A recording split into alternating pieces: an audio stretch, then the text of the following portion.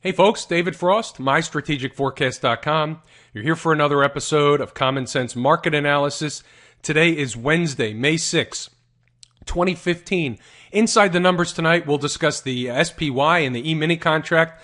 We'll talk about crude oil, which is an interesting day today. We'll talk about gold, interest rates in the bond market, and the U.S. dollar, which was another interesting day today. So let's get into it. We have no time to waste. Okay. So here is a daily chart of the SPY, and I've even got another line in there tonight just to complicate things more and confuse everybody just a little bit more. So let's go over this. Basically, we had obviously a down day today. The market seems to be working its way lower. So what we do is we start to identify the lower targets. I'll get to this blue line in a minute. We start to identify the targets from before that I have drawn in here that I have stuck up here for a while. And let's take a look at what happened in the middle of the day today, okay, just to get a perspective on how these numbers work. Okay, first, this is yesterday. We found some support at the 209, and then we broke through it. We found some support at this blue line, and I'm going to get into that in a second. But let's go back to the lower purple trend line here, which was at 207.50. The market came into 207.50 and obviously found support for at least an hour, and then we broke through it, and then back above the 207.50, which tells you that it is an important level in terms of the price, okay? It's an important price level. So while we've got this here, let's go back to the daily chart and let's see what that blue line represents, and we'll talk about it for a second and we'll see why it's there. So what you had here over the last, really, I guess over the last week or so developing was a head and shoulders pattern, okay? You have a left shoulder, okay? You have a head, and you have a right shoulder, and you have a neckline that's drawn from this pivot low to this pivot low through here. Now, today you came down and you blasted through the head and shoulders pattern. Had you closed through that line, okay, it would have promoted a downside target really only to the 204 level, which we had anyway. So we've identified that anyway, but that just would have validated the price of 204 as being important. But what happened is, now let's look at the intraday again. And what happened was, as we got closer to the end of the day, okay, the last 40 minutes of the day, you fought to get above that neckline. Boom, boom, boom, boom. And you closed above the neckline. And that's also important, okay? And why is that important? Because the market never goes in a straight line, and specifically the S&P is designed to trick you. Okay, so if we think it's going lower, at the end of the day, the last half hour, it's going to jam higher and make you think it's going higher, and it may. Okay, but that's why it's a very, very difficult market to trade. In fact, the S&P 500 happens to be the most difficult market to trade of any market against things like gold, crude oil, and other markets that tend to behave more in according to what I'll call technical analysis, okay? However, not to say we can't read the S&P, and we're pretty good at it, right? We have our price levels, and we know that as long as, by the way, this down-sloping trend line, we're still in a bearish pattern here.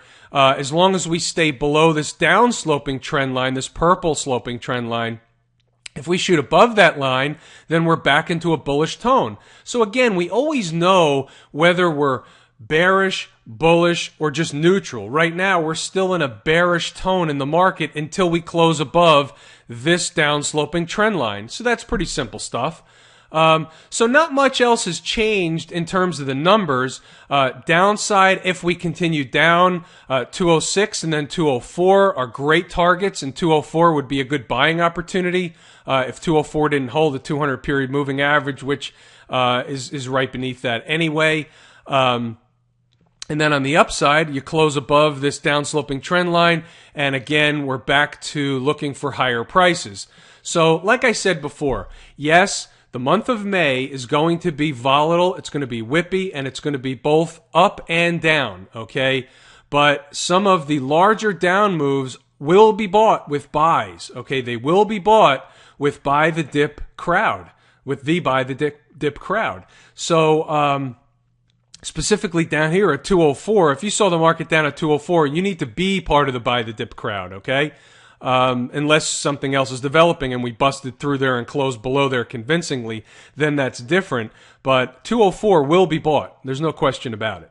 Okay, so that's about all I have in the S&P right now. Pretty interesting day. And let's move on and go over to the gold market. Not much happened in the gold market today, folks. It was just basically a flat day. The market's waiting to make another up move, in my opinion. That's in my humble opinion. I think we're going to head towards the 212 area once again, and depending on how we treat that level and whether we close above it or not, then that will warrant more higher prices if we do. But first, we have to get through some other important levels. We got to get through 1200. In order to get through 1200, we have to move higher. So basically, that's the bottom line. So we've got two levels we're watching right now. We're watching the 1200 level. We got to close above there hourly and then daily. And then if we do, we look for 212. And if we see 212, then we look for 231. But all that's not going to happen in the same day, most likely. So I'll be talking to you about where the gold market is and how the price action is developing as we get there. On the downside, if we should turn lower, okay, same thing happens from last night, or same numbers apply from last night. Your first area of support is going to be 1184.90. You really don't want it. That's your line in the sand right now, by the way.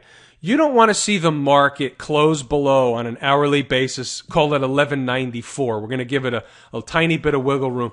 1194, any close below 1194 right now, and something else is developing that we don't want to be a part of, okay? So there's your downside. You're basically only about $5 away from that as we speak. So there's a pretty good risk reward. Long gold, a close below 1184, and you're gone looking for higher prices. Pretty simple trade. Let's go over to oil. Oil was a great trade. It was just amazing. Okay, we anybody that left a trailer got some of the higher price into this morning, and then we reversed. And a lot of people, A, are calling for, and also B, emailing me with topping signal. Is this a topping tail and all that stuff? So let's talk about it. Okay, is this a topping tail? Okay, there's a number of reasons why it's not. All right. At least in my book. Okay, it's not on higher volume than we've seen lately. Okay, nothing in here had this is not, today's volume was not higher than anything we've seen in here. Okay, in order for it to be a topping signal, I would want to see that. That's item number one. Okay, item number two, where did we close? $60.50. Let me zoom in there and give you the hourly chart so you can see what that looks like. What does that look like? It looks like all we did was we busted above $60.50, which I told you was a great area. Okay, we made another high at $62.50 or a little higher than that, $62.58, and then we came back down to test $62.50. And the fact that we did that tells you that this is a very, very important level. Okay, we busted above it, came back to test it again, or here, busted above it, made new higher highs, came back to test it, never touched it, but tested it, okay? And now we may be poised for higher prices yet again. Now here's another reason why there might be higher prices. I happened to be watching CNBC earlier today, and I don't do that a lot, but sometimes from time to time I do, you know that. And I heard Dennis Gartman say that he's short oil. For the first time in a while, he dipped his toe in on the short side. Well, guess what? Anytime he's short oil, I want to be long. He's a great contrarian indicator to the market. He's wrong about 75% of the time, okay? At least when he comes on TV. And then he'll come on and tell you he wasn't short oil in a week when it went higher. He's done that before. I've caught him before. I actually have it on tape. I have his stuff in writing. He lies on TV. It's classic. Anyway, so here's the deal. We never came down to test that level. So to me, the oil market remains in a bullish position until the point in which we close hourly below $60.50. There's your bogey. Okay. Let's go over to the the bond market. Now, this was not healthy today, okay? So remember last night, all right, I told you, let's go over to the daily chart. I want to remind you what I said, okay? I said that the market tried to bottom, but because it didn't close above the prior day's low, which was over here, okay? We did not close here yesterday above the prior day's high. What did I tell you? I said that's not good news. I'm out because I follow the process, and the process is the process, okay? And I said to you, sure, the market could pop up and I could have been proven wrong, but I've read this book before. This isn't my first rodeo. I've gotten burned before. So basically, I just follow the rules that I've outlined for myself and the members, and I follow those rules, and they usually serve me well. And today, the bond market fell again, making new lows. And the question is, where is the low? Okay. Well, you know, I have this big 116 level down here, and we'll probably find some support long before that. But this would be the ultimate buy with three hands, and that's the story. So right now we don't have a setup for a buy. We're looking for a bottoming signal in TLT. We may get it before this area, and that's fine. But now we're looking for a bona fide bottoming signal, like we tried to get here, but it didn't work. Okay, because we didn't finish above the prior day's low. That's an important development. You folks might want to write that down if you don't know that to be a fact.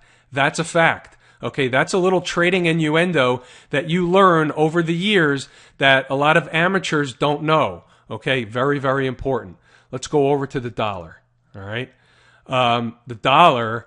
Look at where the dollar came today. Okay, it's in the zone. Now I'm long the dollar. Okay, but this doesn't make me feel good. I don't want to see it close below this bottom line. If it closes below this bottom line, we have to reassess, look for a bottoming signal, and try it again. Okay, that's the way it works. What we don't do as traders or investors, okay, and now you're seeing it play out real time. You're seeing me move in a trade because the setup was there, and then move out of a trade because the reason I took the trade went off the table. That was the bonds, okay? That's what I'm talking about. Now, the same thing applies for the dollar. I took the trade based on my buy level and where I wanted to buy it, okay?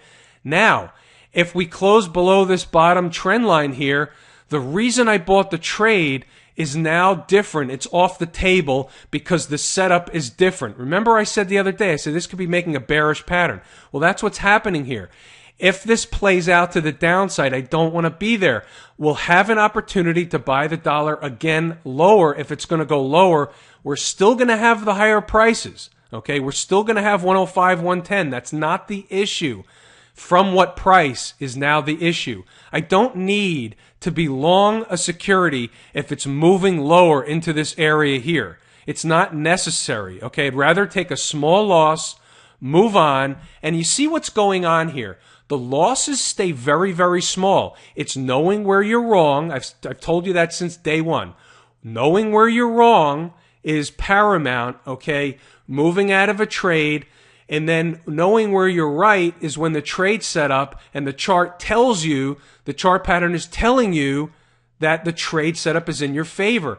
If the dollar comes down, makes a bottoming signal, then closes above the prior day low like we were looking for in the bond market, then that's a bottoming signal on volume. That would be a good bona fide bottoming signal. I'll take the long and I'll ride it way up, and it'll long make up for the small loss that I would take on this trade here. Okay, that's the key to how this business works. How many times have I told you this? Your capital is your inventory. Without your inventory, you're out of business, okay? You're going to be wrong. There's no way to be right 100% of the time in this business. Anybody that's in this for a business, that's trading for real money as a business, not just gambling, anybody that's listening that's in this for keeps, understands what I'm saying. You can't be right 100% of the time, and knowing where you're wrong is just as important as knowing when to take a trade. In fact, a lot of times it's more important, okay? So understand those things. This is one of those little trade lessons that's very, very important, okay? So that's where we are. I'm going to leave it there tonight, folks. Hopefully this is helpful. I'm David Frost, mystrategicforecast.com. Thank you for tuning in for another episode of Common Sense Market Analysis.